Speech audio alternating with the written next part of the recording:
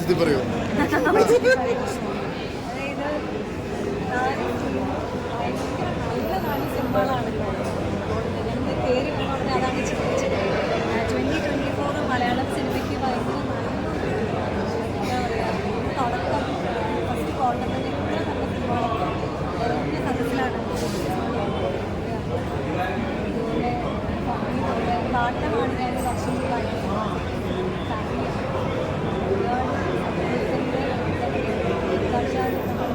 കാണുന്നത് തന്നെയാണ്. ഫാമിലിയിൽ വന്നിട്ട് ശ്രുതിയുടെ കൺസ്ട്രക്ഷനെ കുറിച്ചിട്ട് സൊസൈറ്റിയിൽ വരുന്നത് ഒരുപാട് റെലവൻ്റായ ഇച്ഛാശക്തിയുള്ള ഫാമിലിയും പാലത്തര വലിയ ഫാനാണ്. സോ നൈസ് ഒരുപാട് സന്തോഷം. നിങ്ങളെല്ലാവരും വന്നതിൽ ഒരുപാട് സന്തോഷം. ഇതുപോലെയുള്ള സിനിമകൾ ഷോർ മലയാളം പ്രേക്ഷകർ വളരെ ബോൾഡായ ടെക്നിക്കലി ഭയങ്കര നോളജ് ഓഡിയൻസസ് ഷോർ ചെയ്ത് ഓപ്ഷൻ സപ്പോർട്ട് സ്ക്രീൻ ഒരുപാട് റെലവൻ്റായ ഇന്നത്തെ കാലത്തിൻ്റെ കഥ പറയുന്ന റിയലി ഹോപ്പ് ഇതുപോലെ ഇനി നല്ല സിനിമകൾ വരട്ടെ. Looking forward to all the good films ahead. ടൈമാണ് ഫാമിലി കാണാൻ തയ്യാറെടുത്ത് വെച്ച് കണ്ടിട്ടുണ്ടായിരുന്നു. ഇത് ഡോണിൻ്റെ പടങ്ങൾ പൊതുവെ ഡോൺ പടങ്ങളെ ഹാൻഡിൽ ചെയ്യുന്ന അല്ലെങ്കിൽ അതിനെ ട്രീറ്റ് ചെയ്യുന്ന രീതിയുണ്ട്.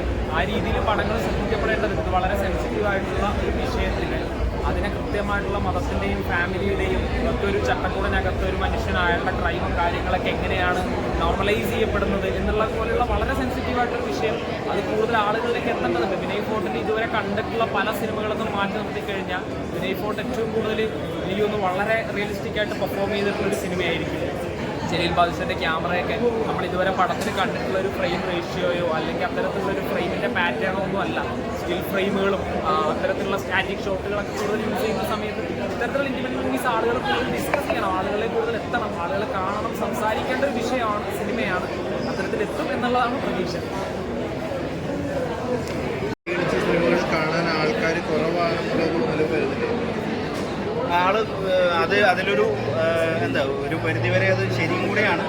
എന്താ പറയുക, നമ്മൾ കൊമേഴ്ഷ്യൽ ആയിട്ടുള്ളൊരു സ്പേസാണ് തിയേറ്റർ എന്ന് പറയുമ്പോൾ. അവിടെ ഒരുപാട് കോമ്പറ്റീഷൻ ഉണ്ട്. പ്രത്യേകിച്ച് നമ്മളിപ്പോൾ ഇത്രയും വലിയ കുറേ സിനിമകളുടെ ഇടയ്ക്കാണല്ലോ നമ്മൾ സിനിമ കൊണ്ട് ചെല്ലുന്നത്. അപ്പം അതിൻ്റേതായിട്ടുള്ള ചെറിയ പ്രശ്നങ്ങളൊക്കെ ഉണ്ട്. പക്ഷേ അടുത്ത ഈ വീക്കെൻഡിൽ കുറച്ചുകൂടെ പിക്കപ്പ് ചെയ്യുമെന്ന് വിചാരിക്കുന്നു. കൂടുതൽ ആളുകൾ തിയേറ്ററിൽ വരുമെന്ന് പ്രതീക്ഷിക്കുന്നു.